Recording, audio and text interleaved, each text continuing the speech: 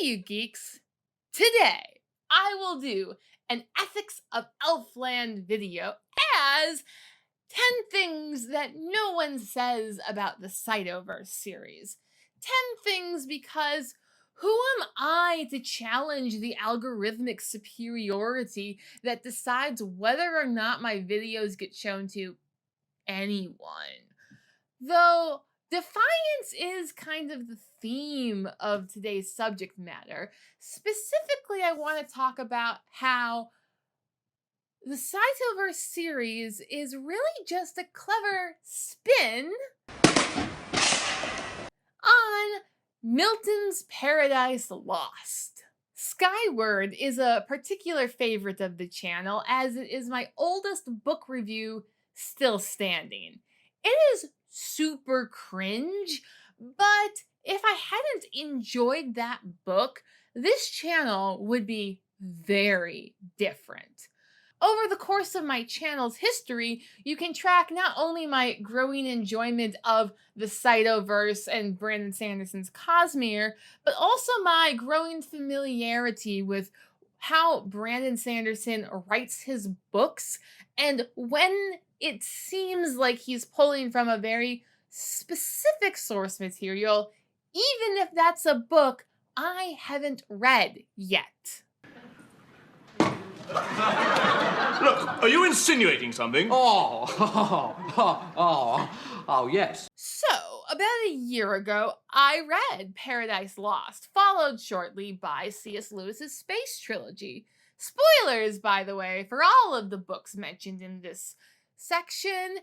And now I can smash all of those two together for you in 10 simple steps. Number 1. Sure, it's big enough, but look at the location.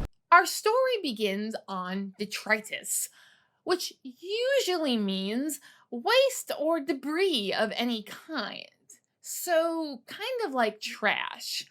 But here it means a planet, completely shielded from the outside, where our heroes' ancestors took shelter when they were cast out of space by the superiority because they were part or the same species as a rebel faction.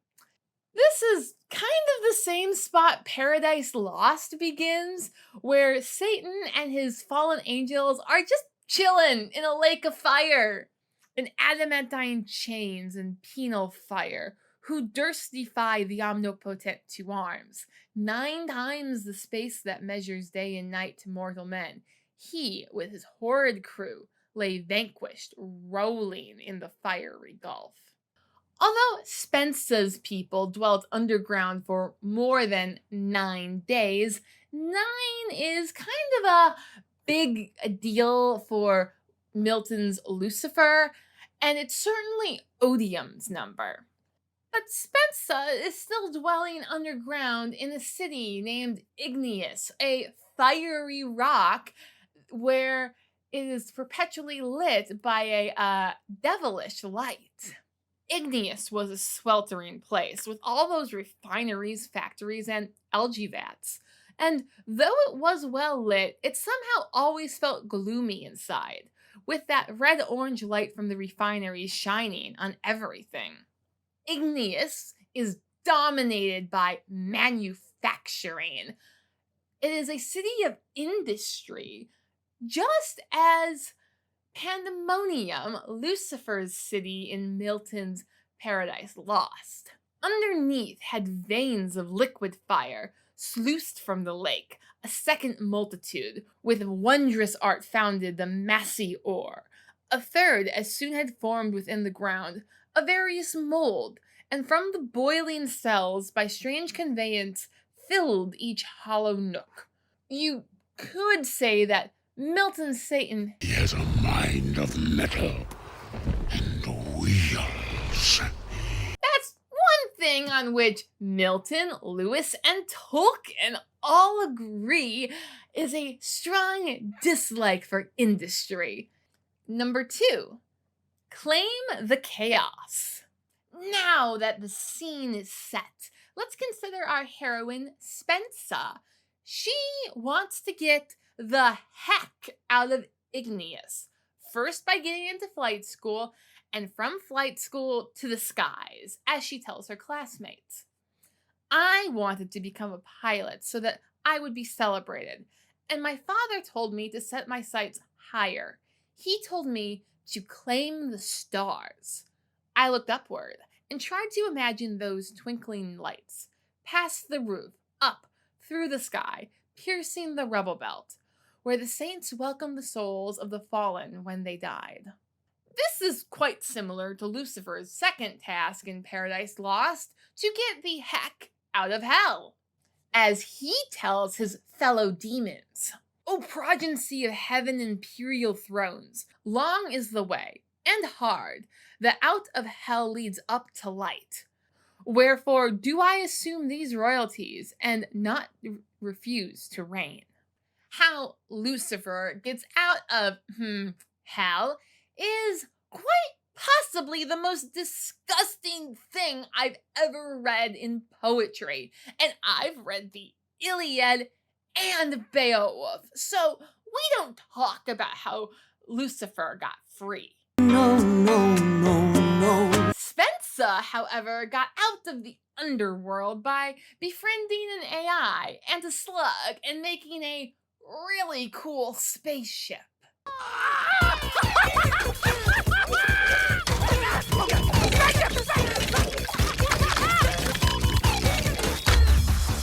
Which she found only after seeking shelter from the fiery rain of a debris fall. Skyward flight is constantly fighting in falling debris. The sky exploded above, and I looked up, gasping, as the ubiquitous haze of debris began to rain down balls of fire, superheated metal, and other junk, turning into falling stars by the heat of re-entry. The debris falling like stars, just like Lucifer. Number 3. You fall in place. My father, Air Force brat first class, has always been a bit peeved that there's no good movie about the Red Flag Project. That is the Air Force's answer to Top Gun.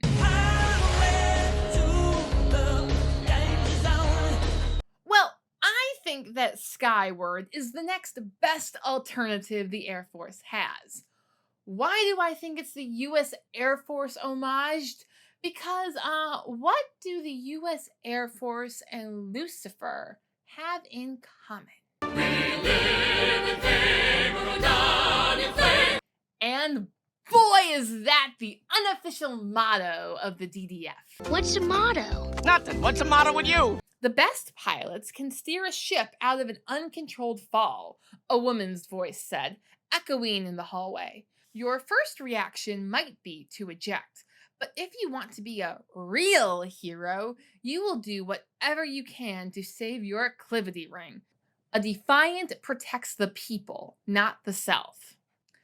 Falling in flame is a specifically Miltonian Lucifer concept because it's in this poem that we hear Lucifer brag about this little stunt. Of hell should spout her cataracts of fire, impendent horrors, threatening hideous fall, one day upon our heads, while we perhaps designing or exhorting glorious war, caught in a fiery tempest, shall be hurled. Sanda's really got the whole hellfire vibe going on with Skyward Flight in the first book.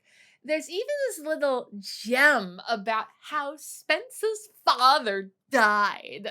My father's ship exploded into a tiny inferno, the pieces spiraling down before me, raining as burning debris. Inferno, as in Dante's little road trip through hell. I absolutely love this poem and have ranked the Cosmere villains in order of their corresponding circle of hell. Anyway, back to Spensa. Once she breaks free of the atmosphere, there are no flames in space, just stars and what seems to be a natural paradise. Number 4, infiltrate Eden. Once Satan gets out of hell in Paradise Lost, he has to fly through a void of chaos before entering the outer sphere of the known universe we would call galaxy. There, he begins to infiltrate this new natural paradise. First, disguised as a little angel. To paradise, the happy seat of man, his journey's end, and our beginning woe. But first, he casts to change his proper shape, which else might work him danger or delay. And now, a stripling cherub he appears. I was going for innocence. Likewise, Spensa gets out of detritus and onto Starsight, the superiority's natural paradise, by disguising herself as an alien.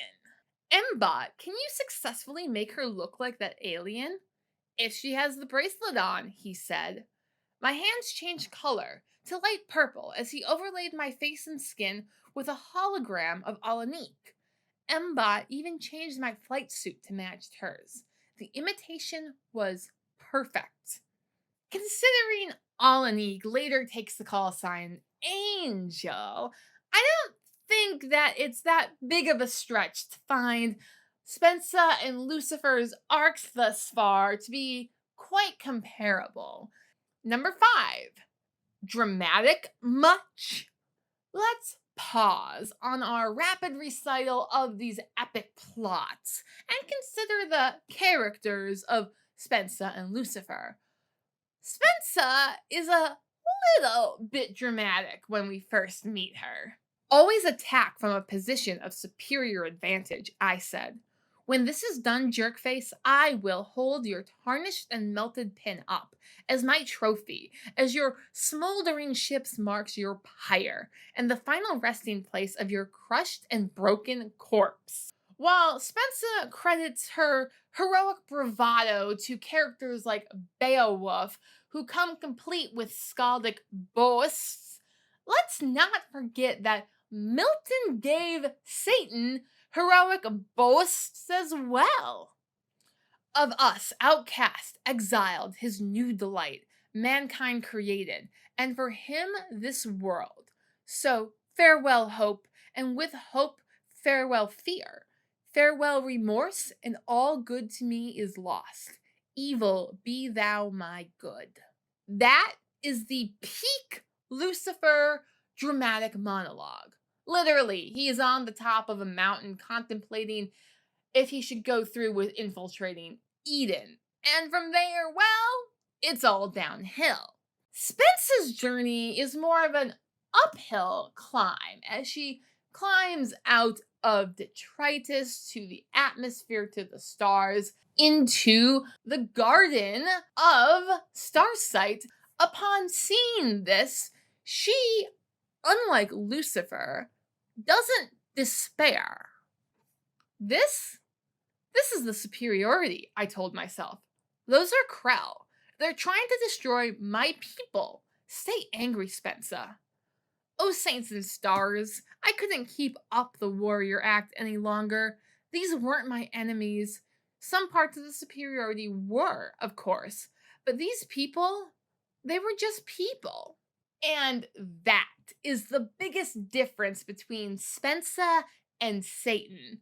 Both defy the superior power that controls their universe, but Spensa can grow and change and learn not to resent the common people, whereas Lucifer rides his pride all the way down to his doom.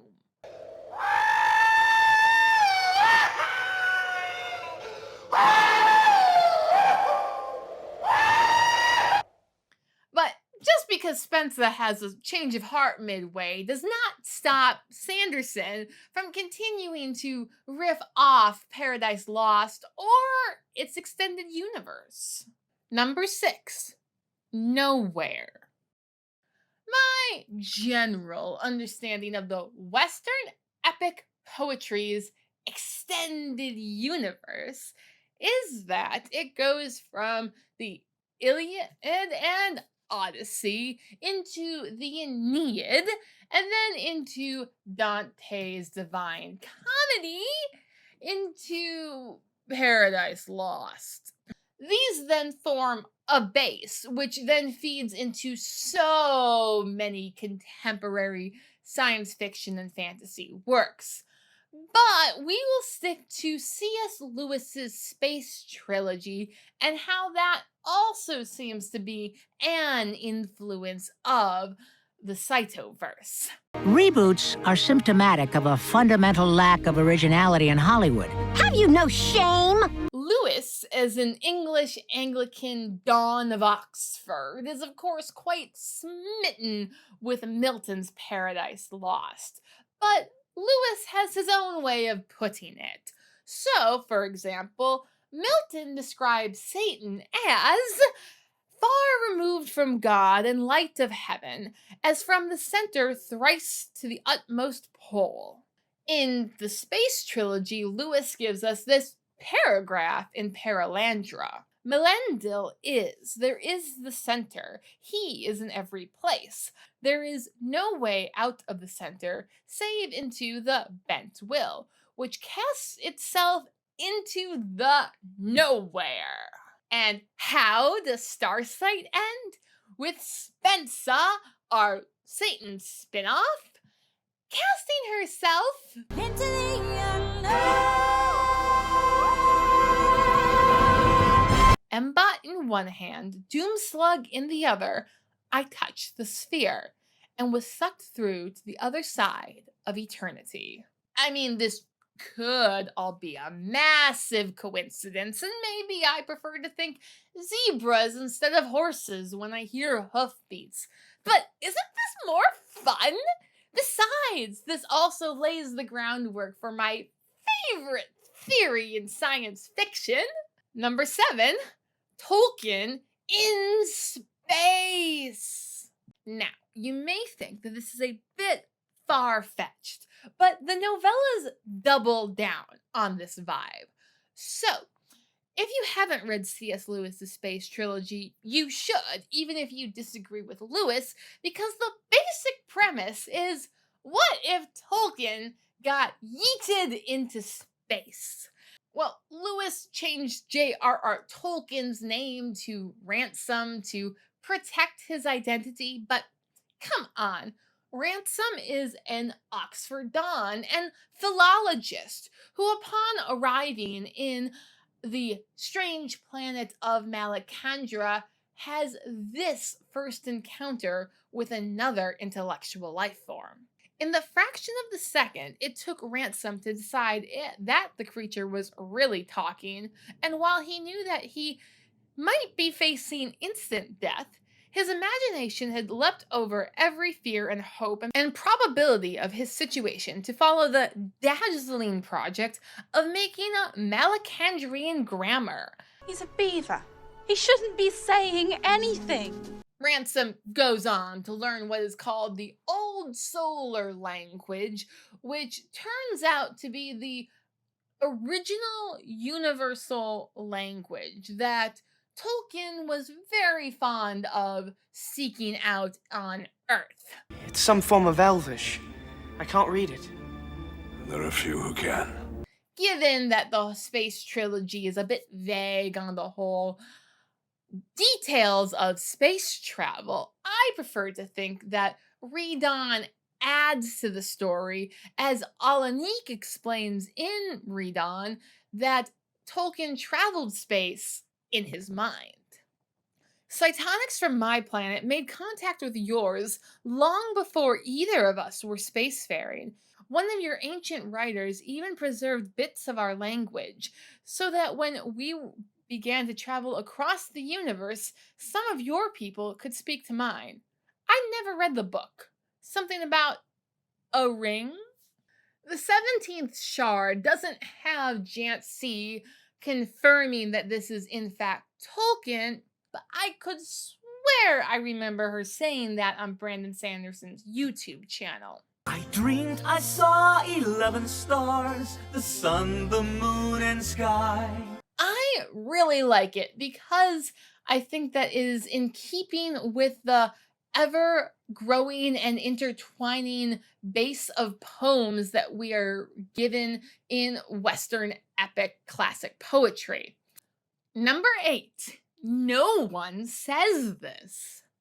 While most of this seems to be relatively straightforward to me in hindsight, I'll admit that I wasn't actually clued in to this perspective until Spensa herself said that she wanted to be a hero like Satan in Cytonic. Gran told me the story. Satan got thrown into a place of fire, but he was like, hey everyone, it doesn't matter. So long as we have each other, we can make this place as good as any paradise. Then he volunteered to infiltrate the enemy's world and went on a big quest through the abyss.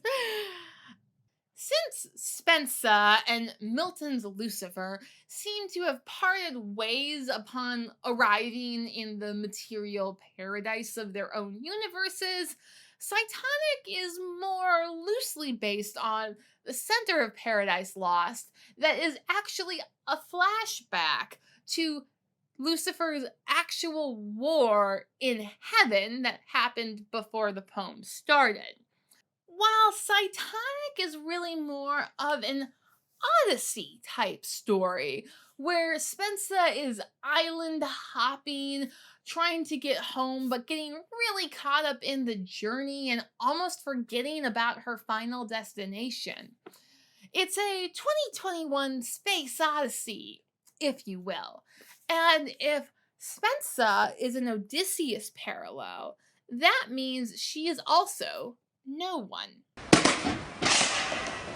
Though, along the way, she does encourage others through her boasting to attack a superiority base in the supernatural paradise.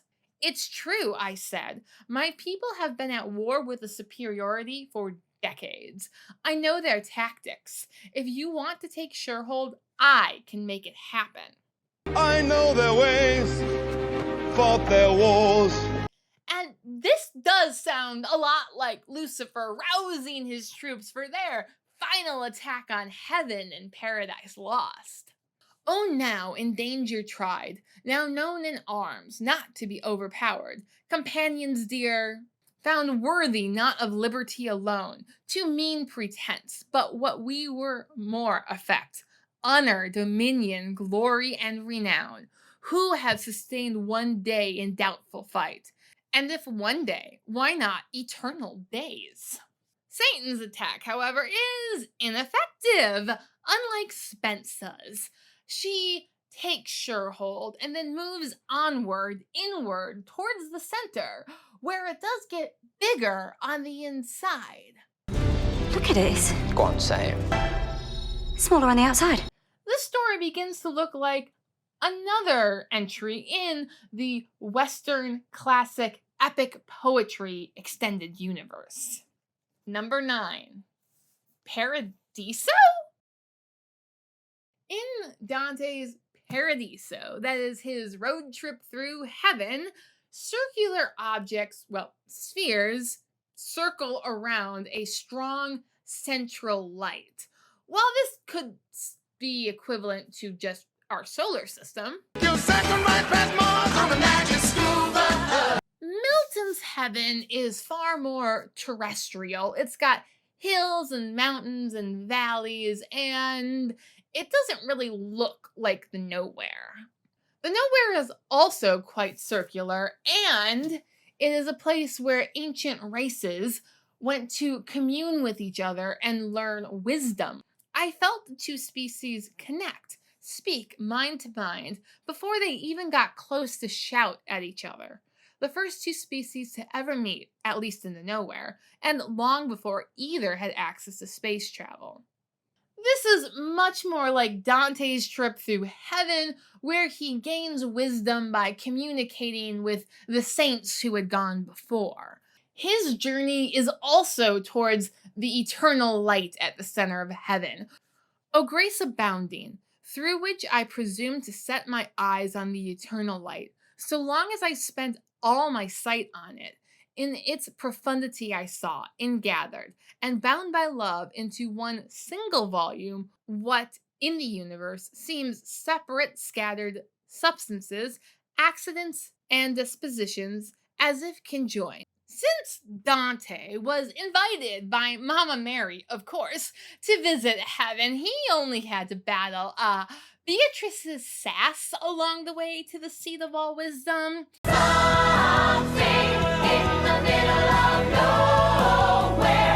Uninvited to the nowhere, Spencer has to battle Embot sass, complacency, and of course the Delvers. In defiance of their will, she travels ever inward towards the center light. I trudge toward the light burst. I worried the Delvers would see me. I don't know how long it took to reach the border. That's the nowhere for you. I needed to do this next part quickly, so I stepped into the light. Spencer, Satan's spinoff she is, only succeeded in defying the corrupted AI angels by rising after the fall. She becomes again a star. What do stars do?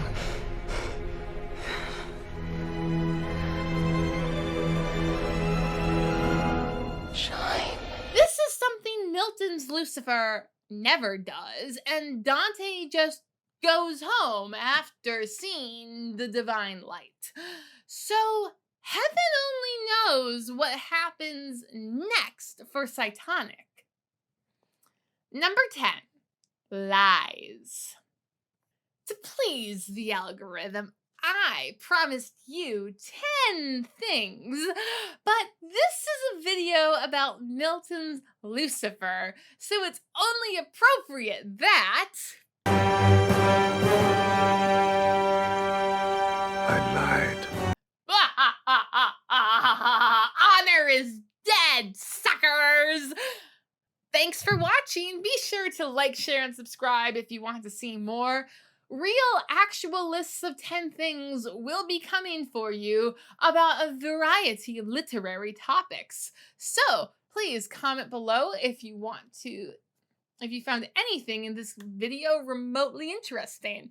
Thank you. Bye.